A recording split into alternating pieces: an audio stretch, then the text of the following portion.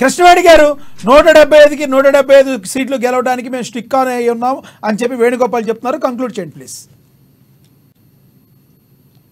జగన్మోహన్ రెడ్డి గారు ఒక్కరే నిద్ర వ్యవస్థలో ఉన్నారనుకున్నామండి. కాకపోతే ఇలాంటి వైసీపీ నాయకులు అందరూ కూడా ఈ బెట్లో కూడా నిద్రపోతూ మాట్లాడుతున్నట్టు మాకు అనిపిస్తుంది. పర్సనల్ గా వద్దండి కృష్ణవేణి గారు, మీరు కంక్లూడ్ చేయండి. పర్సనల్ గా వద్దు, నిద్రపోతున్నారు అది కాదు, కానీ మీరు ఏం చేయబోతున్నారు?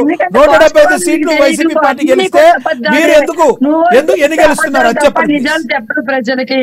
నిజంగా 175కి 175 నియోజకవర్గాలు భిన్నైపోయే పరిస్థితి ఉంటే వైసీపీ నాయకులు ఎందుకు పరుగులు పెడుతున్నారు?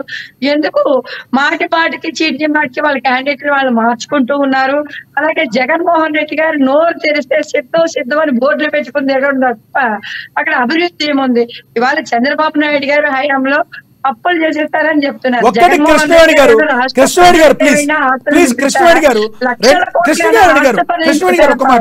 కృష్ణవేణి గారు దయచేసి మాట, మీరు 2014లో టీడీపీ పార్టీతో పొత్తు పెట్టుకున్నారు. 2018లో కంప్లీట్ గా కొడితే టీడీపీ కుంభస్థలం బద్దలైపోయి కింద కూర్చోవాలని చెప్పి మాట్లాడారు పవన్ కళ్యాణ్ గారు. నిజంగా ఏం జరిగిందో అందరికీ ప్రజలందరికీ కూడా తెలుసు. కానీ రాష్ట్ర సౌలభ్యం దృష్ట్యా మళ్ళీ మీరు పట్టాలెక్కి మీరు ఇద్దరు కూడా జట్టుగా కట్టి ముందుకెళ్తున్నారు. తప్పులేదు, వెళ్ళొచ్చు. ప్రజాస్వామ్యంలో శాశ్వత శత్రువులు శాశ్వత మిత్రులు అనేది రాజకీయాల్లో ఉండరు. అయితే 2024లో చంద్రబాబు నాయుడు గారు పవన్ కళ్యాణ్ గారు ఇద్దరూ కూడా ప్రజలకు మీరు ఇచ్చిన హామీలు ఒకవేళ మీరు ప్రభుత్వం స్థాపిస్తే చేస్తారా? ఎట్ ద సేమ్ టైం సీఎంగా చంద్రబాబు నాయుడు గారు ఉంటారంటున్నారు.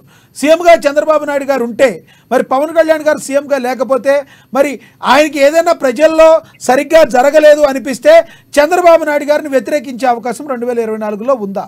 నిజంగా ఇద్దరూ కలిసి కరెక్ట్గా ప్రజలకు చేస్తారా? కంక్లూడ్ చేయండి ప్లీజ్.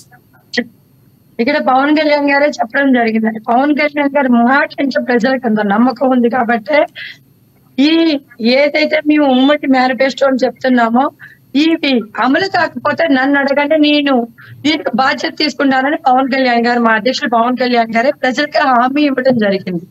ఖచ్చితంగా చంద్రబాబు నాయుడు గారిలో కూడా ఆ మార్పు తీసుకుని ఆయన కూడా రాష్ట్ర ప్రయోజనాల గురించి ఆలోచిస్తున్నారు కాబట్టి ఇచ్చిన ప్రతి హామీని కూడా మేము నెరవేరుస్తామని చెప్పడం జరిగింది.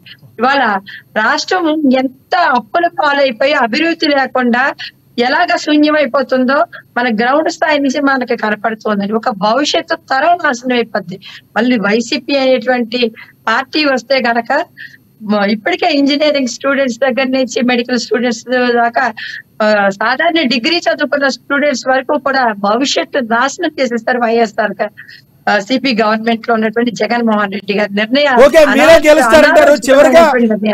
చివరిగా పర్సనల్ గా అడుగుతున్నారు, ఏంటి మీ వాయిస్ ఏమైంది? పవన్ కళ్యాణ్ గారితో పాటు మీరు కూడా గట్టిగా తిరుగుతున్నట్టున్నారు. క్యాంపెయినింగ్ సార్, మాకు కాకినాడ జిల్లాలో పవన్ కళ్యాణ్ గారు పిఠాపురం నుంచి పోటీ చేయడం, మీ ఎంపీ గారికి అలాగే ఇక్కడ ఉన్నటువంటి పంతం నానాజీ గారికి, అంటే ఇప్పటి వరకు 7 సంవత్సరాల నుంచి కూడా చాలా కష్టపడ్డాము. ఇవి అలాగే మా మిత్రపక్షమైనటువంటి టీడీపీ నాయకులకు కావచ్చు, బీజేపీ నాయకులకు కావచ్చు, మేమంతా కూడా గ్రౌండ్ వర్క్ నుంచి క్యాంపెయినింగ్ వరకు కూడా రోజు 18 గంటల పైచీలకు కష్టపడుతున్నామండి. థ్యాంక్ యూ కృష్ణవేణి గారు, ధన్యవాదాలండి.